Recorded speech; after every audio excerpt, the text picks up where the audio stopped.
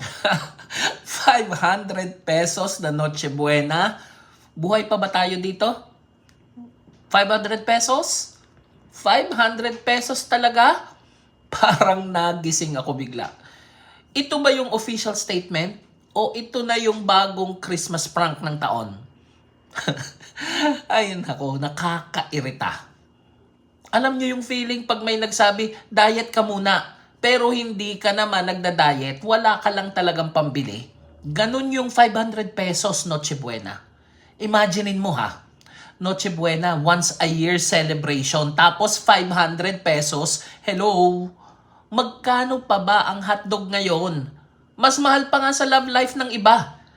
Queso de bola, hindi mo na mabubuhat. Kasi sa presyo pa lang, bumulagta ka na. Pero wait, feeling ko may concept yung 500 pesos na Noche Buena na yan. Bakit ganito ang itsura? DTI Noche Buena Package, Fantasy Edition tayo. Spaghetti, noodles lang, walang sauce. Hotdog, isang piraso. Fruit salad, 1 teaspoon, pang-alala. Queso de bola, picture na lang, wallpaper mo. Hamon, Google, image search mo na lang. Soft drinks, tubig na may asukal kung may sukli. Tapos, for family of 4, siguro ganito yun. Ang father, low expectations. Ang mother, high stress. Yung unang anak, gutom. Yung pangalawa, mas gutom. Reality check. Mga ka-OFW, tayong nagpapadala, tayong nagpapakahirap sa init dito sa Saudi, alam nating imposible ang 500 pesos unless pure carbs. Check. Walang ulam? Check. Walang hamon? Check. Walang dessert? Check. Walang kaligayahan? Check. Walang Merry Christmas? Check. Sobrang tipid na, pati happiness, naka-rotation na rin.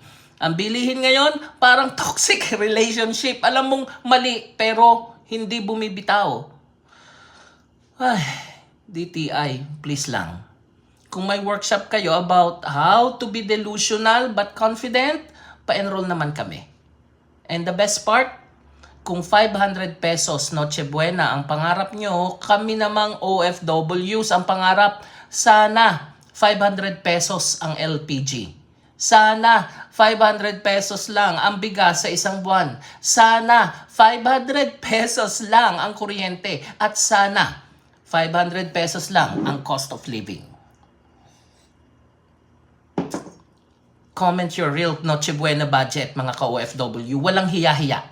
Tayo-tayo lang to. Let's show what real Philippine households are dealing with. 500 pesos at gusto mong kumain? O 500 pesos at gusto mong mabuhay? Choose wisely.